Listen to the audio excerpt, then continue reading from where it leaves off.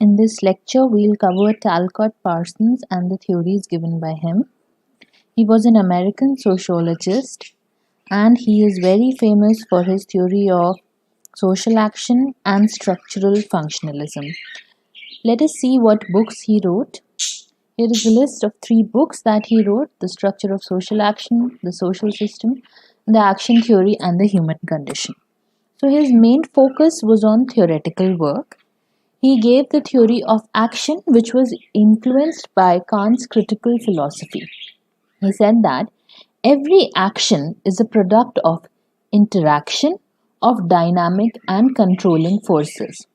For example, when you are sitting in a class, your action is a product of the interaction that you are having.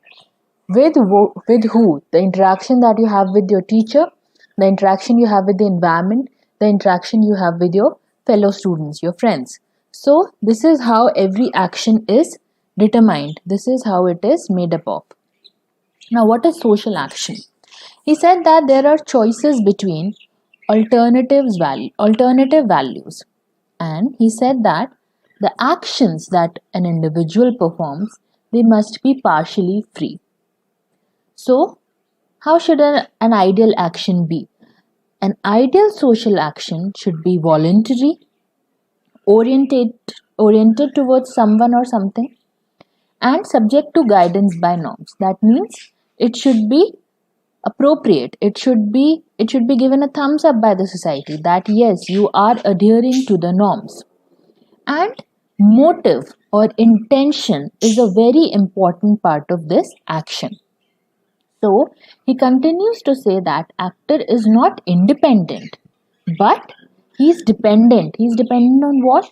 Dependent upon the social values, because if you do not adhere to those guidelines, those values and norms, then your social action will not be for the benefit of the society. Okay? It will be disregarded. Therefore, it is important that it is adhered with norms and social values. Now coming to the elements of social action. What are some of the elements?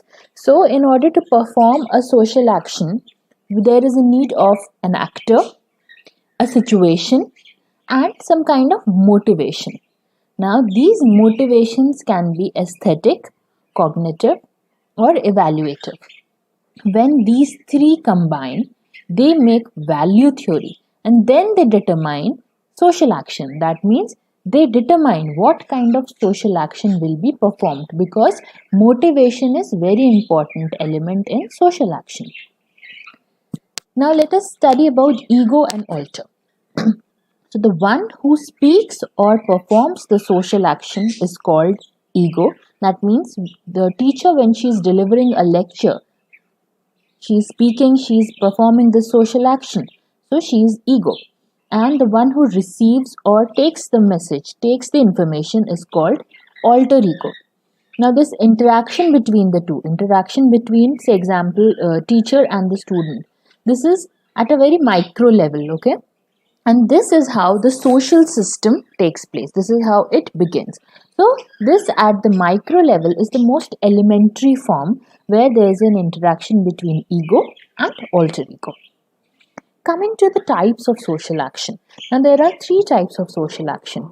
Instrumental, that means doing something in order to achieve a goal. So if you study for long hours, you will get good marks. So there is an instrumental social action.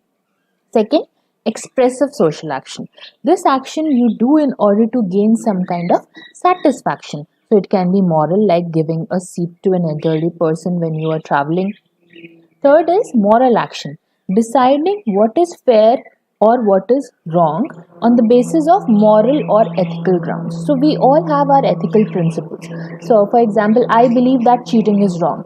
So if I am sitting in an exam and I do not know the answer, now I have to perform a social action. Do I have to cheat or do I not have to cheat and give myself the satisfaction of sticking by my moral values? So this is what is moral social action. Coming to the next concept of pattern variable. Okay, so pattern variables are what? He said that choices and forms are categorized, because whenever you are performing a social action, you have a lot of choices. You have a lot of possible decisions that you can do. For example, in an exam, I can cheat, or I can not cheat, or I can run away from the exam. I have many options. So, this dilemma that I have, that do I need to cheat or should I not cheat? This dilemma is something that I need to come out of. This is something that will stop me from doing a social action. So I need to make a decision, and only then, when the dilemma is over, I will be able to fulfill this social action. So, pattern variables, that means there are so many choices. These provide a means of describing and classifying institutions. So, when you're talking about institutions and social relations, it is on a bigger level, it is on a macro level.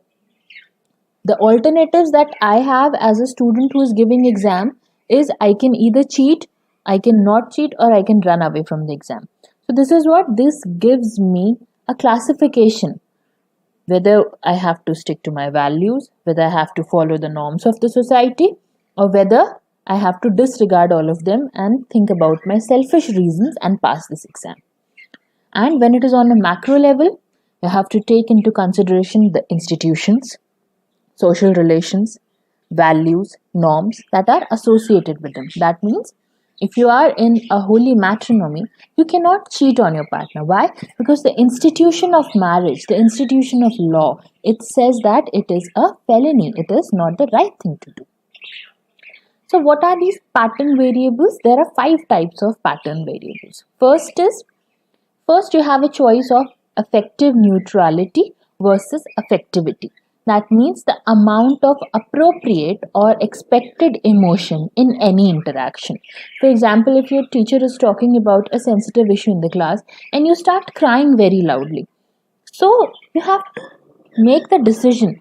Is it okay to cry this loudly? Is it okay to be so hypersensitive? Or yes, the topic is so that my being so sensitive is justified. So you have to make a choice. Second choice is collectivity or self. That means, do you choose shared interest or do you become selfish and focus on your self-interest? Third, particularism versus universalism. That means, whom to consider. When you are performing a social action, who do you have to give advantage to? Therefore, that means if you are an IAS officer, are you going to give advantage to your relatives?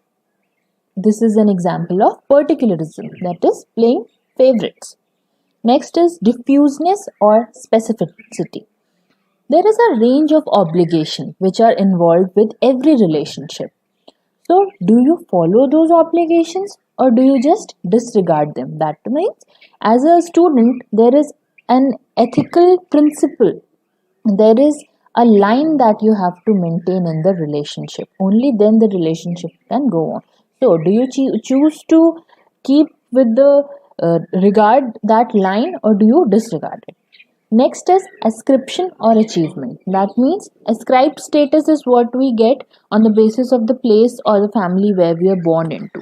And achieved is what we gain on the basis of our merit. Example, do you pay respect to a priest because of the virtue of him being a priest or because of the virtue of him being born in a Brahmin family? Another example, paying respect to a soldier when he is walking by. So, we pay respect to a soldier because he has achieved something. He deserves that respect. So, there is a differentiation between those two. Now, coming to the very important Agile model, which was asked in this year's question paper also.